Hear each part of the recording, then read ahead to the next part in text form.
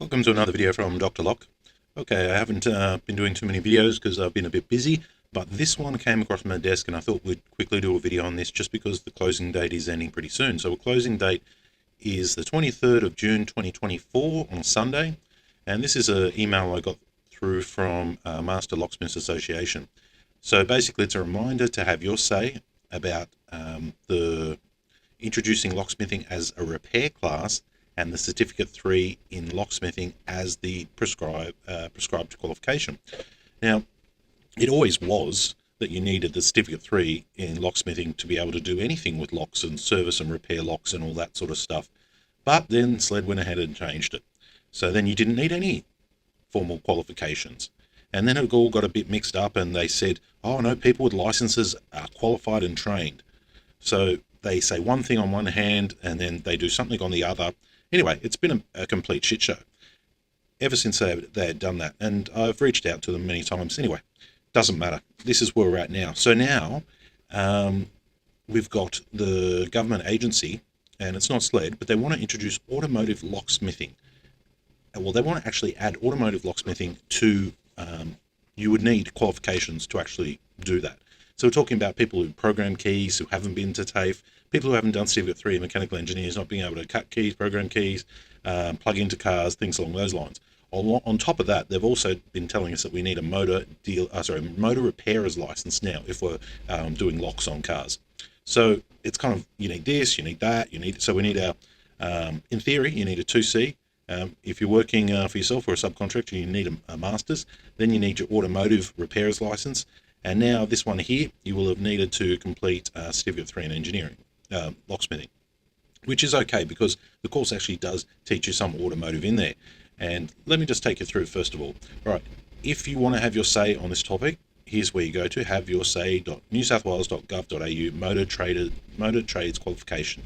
You can go there and you can have your say. You've only got a little while to do it. All right, now let's cover a few topics here. This is what the web page looks like, and you'll see here automotive locksmithing. Generally, they're saying if you don't have a locksmith, if you haven't done a locksmithing course, you won't be able to do any automotive locksmithing.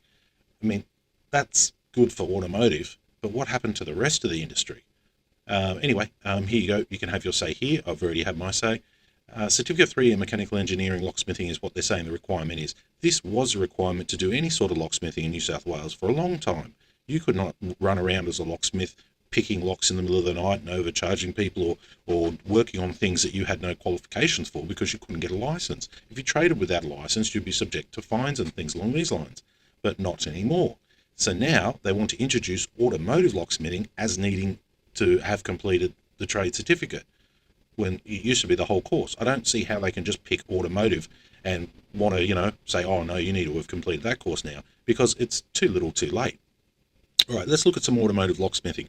Should you need to have completed that course to work on cars? Well, in my opinion, I say yes, because they teach you a lot about it. Take this for an example. This one right here. Now, these people here want to do a depowering down of EVs to work on the locks.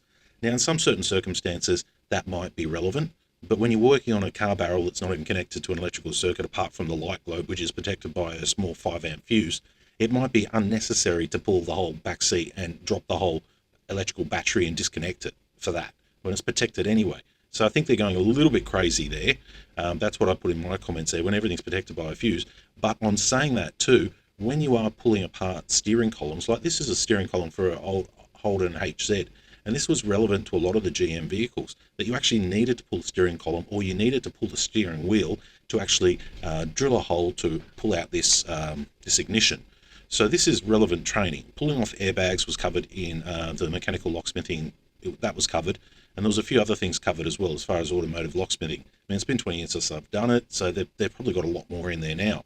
But when you're pulling off steering wheels and things like this, then yeah, you should have at least done a course in it. I mean, mechanical locksmithing Certificate 3 is not, hugely, it's a very good course, but we're not talking about you studying automotive locksmithing for 5 years or anything like that.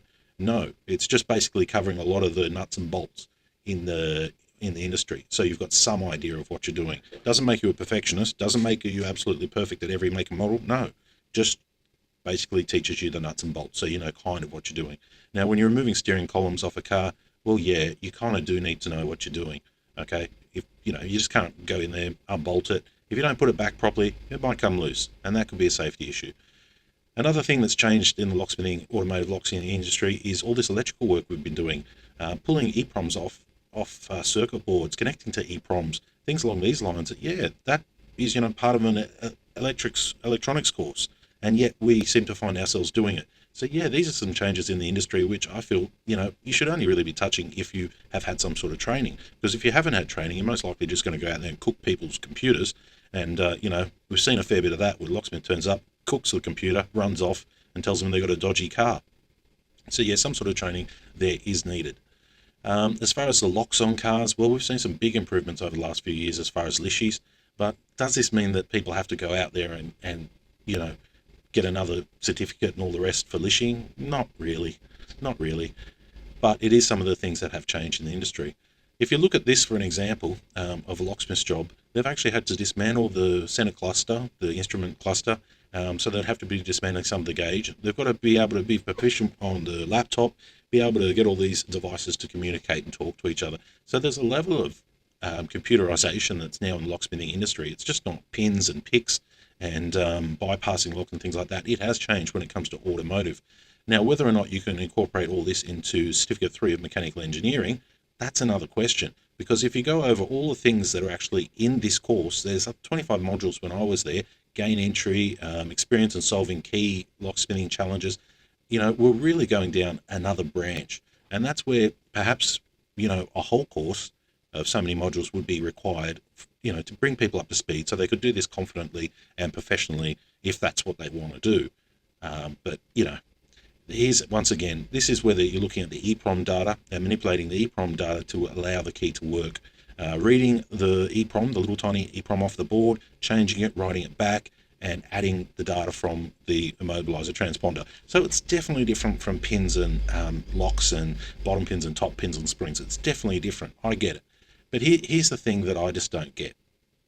This is the SLED website, by the way. Okay, there we go. Let's just scroll down to the question I got highlighted here. We are a locksmith company. Do we need any qualifications to apply for a master's license? Locksmiths must hold a 2C license to work in the security industry. Okay, so you need a 2C license, then you need your master's license to work as a locksmith, okay? Or work as running your own business. While there is no specific training requirements to apply for a 2C license, that's the statement that just kills it all. See, where there are no specific training requirements to apply for a 2C license, locksmiths must have completed their relevant training. Well, if there is no relevant training, what are we completing here? What?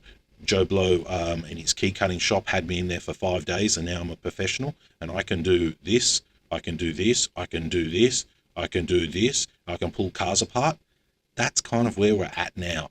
Ever since they took away and devalued the security industry and took this one sentence, no formal requirements needed, even though we had a whole trade course in place that had been there for many years before and was able to keep the industry honest. They removed that, and now these people here are trying to introduce it.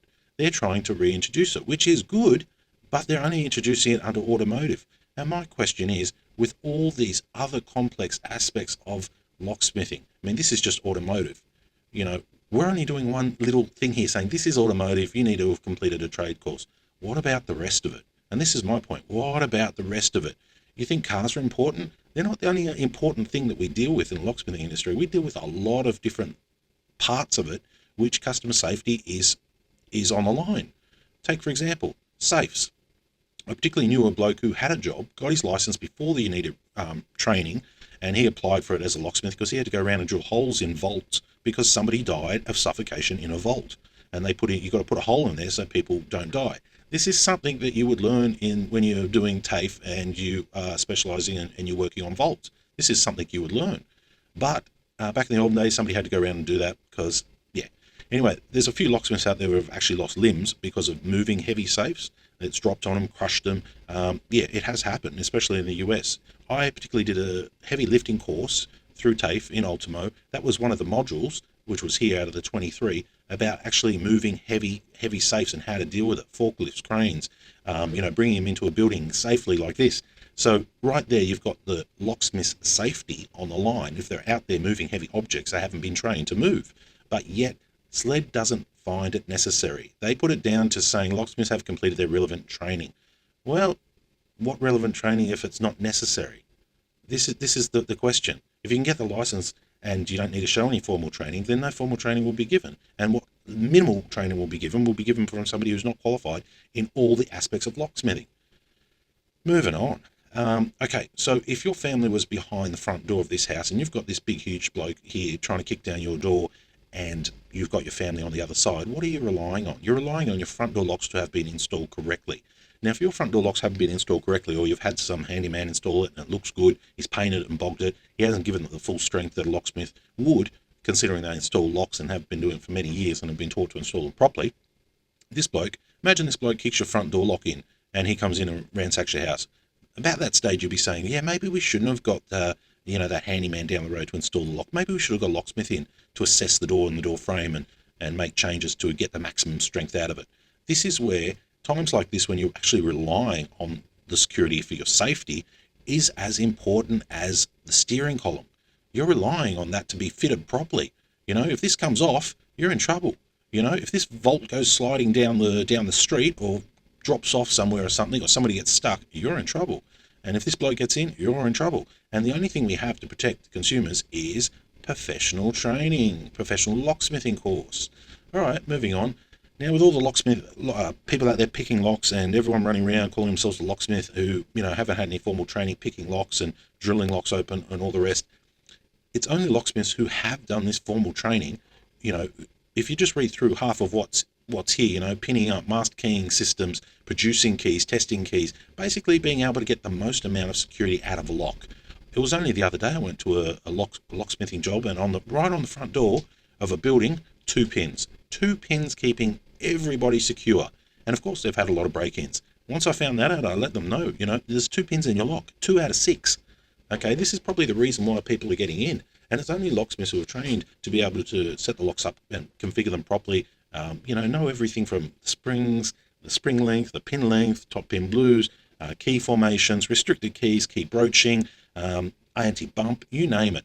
There's a whole smorgasbord of locks and pins that are out there that only locksmiths know about, who have been trained to do them, such as different lock systems. Alloy to a pin tumbler system, there's a huge difference. But it's only locksmiths who will know about all of these and be able to say, yes, you get good security with this. No, you don't get good security with that. Be able to advise the customer properly before the worst happens and they're basically getting ripped off. If a customer needs high security, you sell them high security. But the thing is, if you haven't had formal training on either which way, you're just picking locks up from the hardware and installing it, saying, oh, that's great security. The customer's none the wiser. They're not getting advised properly. And basically, that's why this course is so important to, if you're going to be a professional out there, basically working as a locksmith. Now, what I don't understand is this New South Wales government doing this when realistically, this is not the problem. It's only one part of the industry.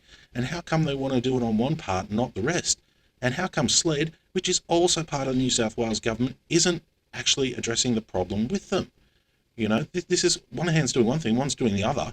And it all reflects back to the way it was before. If New South Wales government want to introduce Certificate 3 as a minimum requirement for automotive locksmithing, well, why not go the whole hog and just introduce it for any locksmithing?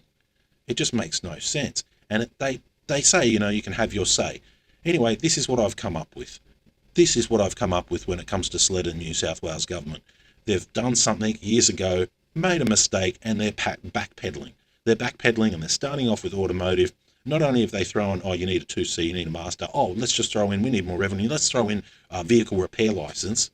Now they're going to throw in an extra criteria, which should have been there in the first place, but they're going to throw that in under automotive, which is going to make a whole heap of key cutters that cut car keys and stuff from their key cutting shops unhappy. But on saying that, it's probably for the best.